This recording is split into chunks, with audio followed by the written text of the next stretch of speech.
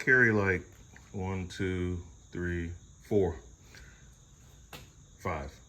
So I have 5 different multimeters on the truck. 2 of them are FLUKEs, a Klein, 2 Kawits. Yeah, 5. And case in point, just like the other day with the ratchets, you know, having backups for the backups. It was pouring down rain, you know, the hurricane and everything, through a lot of weather from that hurricane that was going on down in Florida. So I had to diagnose a Girard tankless water heater, and it was pouring down rain, and I was using this FLUKE, and this thing does not like to get wet. I don't have any caps covering up this, and I think this got a bunch of water in it. And what happened was, and somebody else let me know what your experience is, and I don't like that, but I won't be using this thing in the rain anymore, because when I went to try to use the meter on the next job, it has a feature. This FLUKE meter has a feature in it to where if you're trying to test something and the leads are in the wrong spot, it'll beep at you and it'll say leads on the front. Well, it was doing that with nothing connected to it. It was doing that as I was trying to take voltage measurements, and it wasn't the leads. Tried different leads, took the leads out altogether, it was still doing it. Blew it out a little bit, and it worked for a second, then it went back to doing it, and it wouldn't stop airing out like that.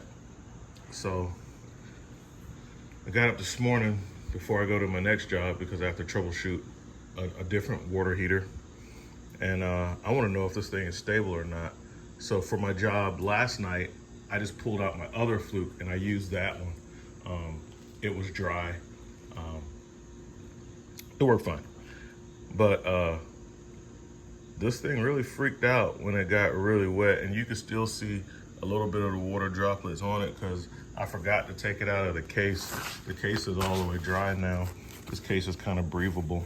And so the case was soaking wet, the meter was soaking wet, everything was wet, because it's like hurricane rains and I still have to work. So it dried out a little bit.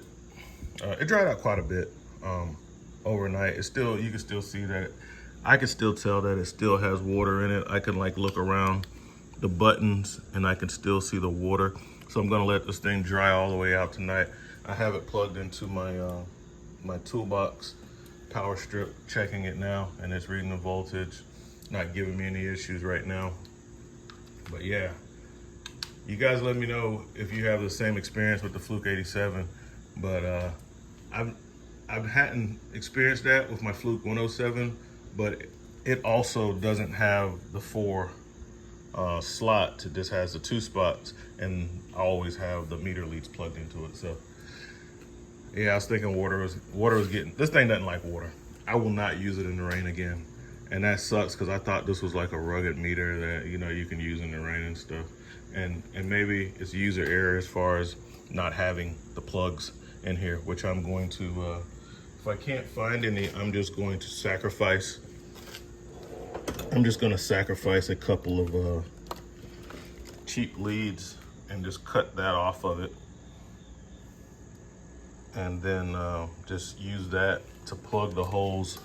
But I just don't think I'll be using this meter in the rain anymore. You know, if it does that when it gets wet, I'll probably be trying out some of my other meters in the heavy rain and see how they perform. And I know my FLUKE 107 works fine in the rain, and it doesn't even have a case or anything. I thought this thing was supposed to be good for in the rain or whatnot. So I was freaking out a little bit. I was like, oh man, it's a $700 meter I got a deal on, and you can't use this thing in the rain? Very unimpressed with that. So that was the experience that I had with this guy, and I'll let you know how it goes with the other meters when I'm working in the heavy rain, and see how some of these meters hold up. And I will be probably searching for a meter that has a feature like IP65 rated meter or something like that, and I will probably check the specs on this one to see if it has an IP rating on it. But yeah, I totally have to have a really good like an IP65 rated meter, something that can be used in the pouring rain without freaking out. But that's what I got, guys. Get on the roll. I gotta hit it. It's about time for me to get on the road. Gotta stop, get my ice and everything. But I just wanted to share that experience with this FLUKE 87.5. FedEx. Bringing the old boy more toys. Let's see what we got. It's a DeWalt battery charger. Yeah. Oh wait, that's what it is. I left my knife at home. Unlock toolbox, and I normally keep an extra knife in here. But I'll just use a key.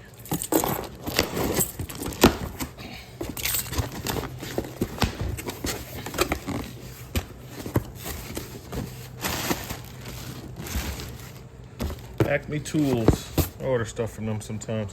Not too happy with the shipping delays. I don't know if it's their fault or FedEx's fault. Doesn't really matter. I like to get the stuff on time. And this is not on time. It's actually about 3 days late.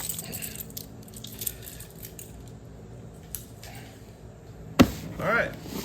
So this is what it is. It's the DeWalt battery charger, and I'll tell you why I bought this, and I'll get the camera to stop shaking so much once I get it in the right spot, and I'm sure you guys can see what I'm doing here. I'll just bend this thing down some more. All right. So this thing is I sent some books. That's nice. Got their own little books and flyers. I'll look through it. I mean, the prices, it was better than on Amazon. And that's something, that's a tool tip, guys. People get such in the habit of just going to Amazon to where it's a go-to place. And they think that it's like the old days when Amazon always had the best prices, and now they don't. So I saved like $20 on this thing by buying it from Acme Tools, same exact product. So yeah, I shop around now on a Google search before I pull the trigger on an Amazon purchase. I get the model number or whatever I'm looking for, and I make sure I'm getting the best deal. And it even had the prices in the catalog. That's good. Got a lot of Milwaukee stuff. That table's sweet, but we're not going through the flyer. We're looking at this thing right here. So, I have a Noco Boost GB 150, the old one, not the X. I have the one that still has the battery display. It has the voltage display window on it, which I like better. I don't know why they took that away. That was stupid of them to do that. But I'm not gonna go off on a tangent about that either. But I think the old one's better than the new ones. All right, just gonna open this guy up and get it out. So for my RV guys or RV owners,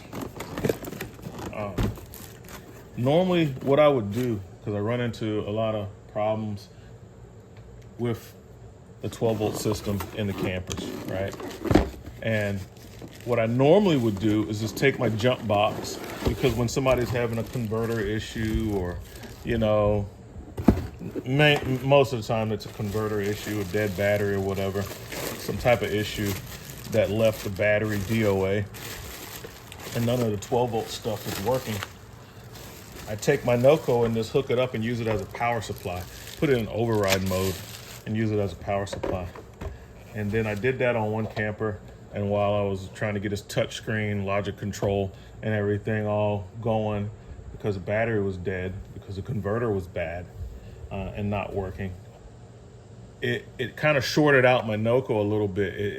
It glitched it out. It ran it down really fast, and the thing didn't want to charge back up. And that's another video of how I got it to charge back up, because I've heard people had problems with that.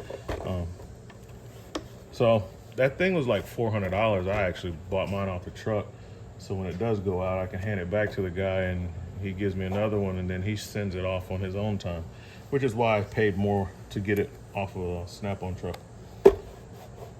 But I'm not doing that anymore because it's too expensive of a tool to put on a person's camper that has electrical issues. And had I not been able to get that Noco working again, I would have lost the tool that costs more than the job, because it's just an electrical diag. You know, it's diagnostic service. It's only 1 hour of labor plus a trip charge.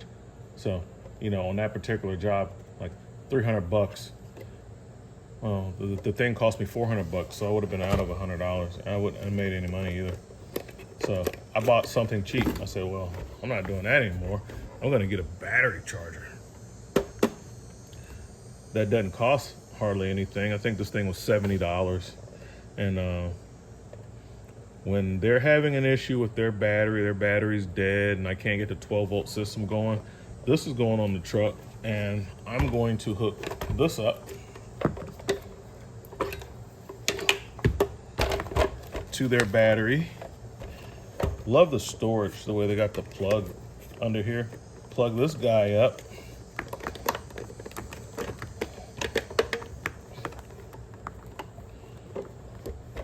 And let this take the hit, if it's a hit to be taken. And this thing has some protective features in it. But I won't feel so bad if this thing messes up versus the, I'll keep the leads apart. Plug it up. Toolbox. And I won't feel so bad if it's this thing instead of my, $400 jump pack that I use to jump my car off. It's used for other things as well. And this will jump your vehicle off too. So this is a DeWalt 30 amp battery charger. More than enough to supply a camper with power that has a non-working converter. 30 amps is pretty beefy. Normally your little trickle chargers are like 2 amps. And if you got a so-called heavy duty one, maybe 6 amps. And then like the big box ones, like from Harbor Freight, it has like a 10 amp. It has a trickle charge, and they call the fast charge the 10 amp setting. And then it has a 50 amp settings for jump starting. Whereas this one is 30 amps and the engine start is 80 amps. And they do have a version, or they used to have a version, which was 100 amp engine start, which is massive. But I specifically bought this to use as a power supply. That 30 amps is a lot. You could do a lot with that, you know. I can, I'm working on a car and I'm doing a long diagnostic test or whatever, and I don't need the battery voltage to drop down. I could use this as a power supply for the car too, while I'm messing around with the computer and stuff. So that was very attractive to me. And yeah, it says it has alternator test, and hey, I think the old one, you used to be able to hook more than one battery up to it. It had a couple posts or something up there on a different model. But like I said, I just got this thing clearly and purely to use as a power supply for campers when I have to work on the electrical system and the 12 volt is out. And that's gonna be because the battery is dead, and or if you're having some type of wiring issue or something, and converter's not working, you know, because camper will run off of just a converter with no battery installed. And this way I can plug this up, because typically when you're having those issues on an RV, the 110 is working, it's just they don't have any 12 volts. So this is a way for me to give it 12 volts. I can take this inside of the unit, plug into the nearest outlet. I keep an extension cord on the truck. Take that, run it to the nearest outlet, get my power the 12 volt system so that I can do the rest of my tests and stuff, running all kind of stuff. So has two little handles right here, has a little knob, and then when you want it to start charging, you can press this button to make these live. Man, that's a strong spring. I like that. That's good. Nice strong spring in there. USB on the front, an extra plug if you needed to, you know, whatever. Fan in the back.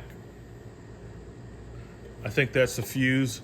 So if you blow the fuse from people having wonky electrical stuff, you can replace the fuse. That's nice. I'll unplug it and open that up and see if that's the case. Well, see, it has like a little internal battery because I have unplugged it. Now the capacitors are really holding the juice. All right.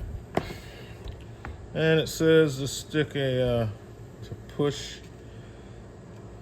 Get my screwdriver.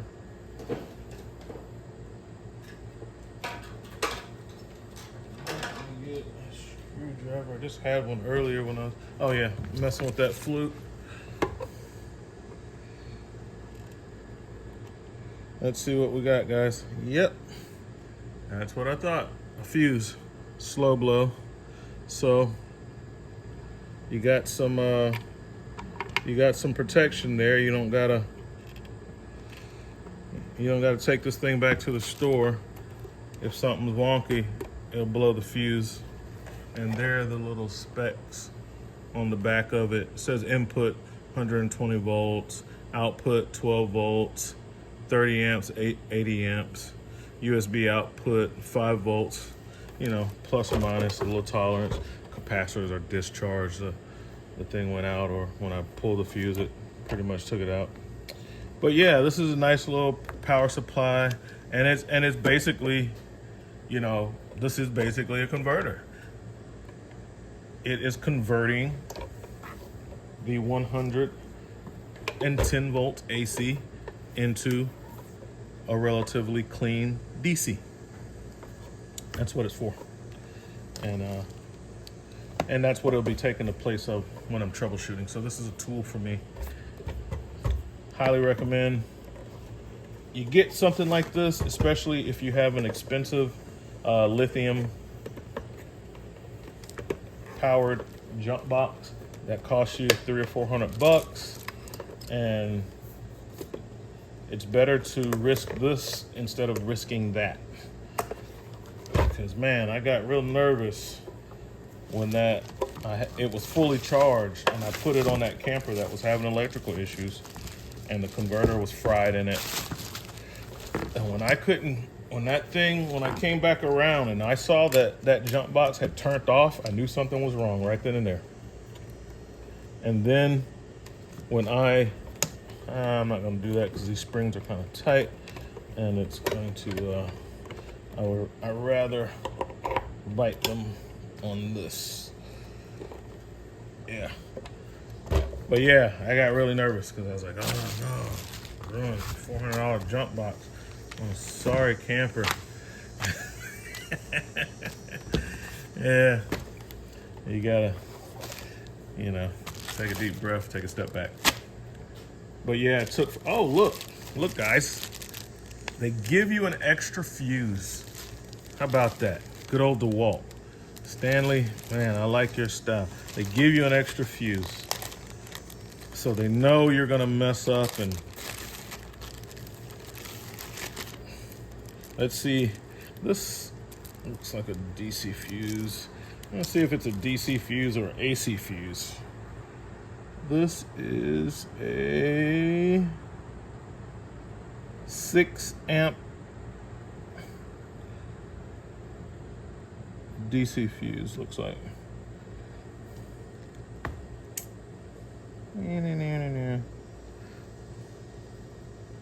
Looks like a slow blow. It says 6 amp, 250 volts. Normally AC fuses are all white. They're solid all the way across. The ones that I come in contact with, the AC fuses, are they normally look a little different. If I had to guess, I'd say this is a DC fuse. 6 amps is not a whole lot. I don't know. I have to read the book to find out if it's an AC fuse or a DC fuse. I'll have to see. Probably have to read the manual to see which one it is, but looks like a it looks like a DC fuse. That's what we got, guys. I'll probably be knocking around out here. Maybe I'll come back if I have something else to show you. But I'm gonna cut this one and send it out to you guys with the vid that I did earlier. Just put them both together. It's lunchtime. I'm going to cut my grass because I don't have any other calls for today, which is, for me, I take my breaks when I can get them. So I'll be doing my yard work now. See you later.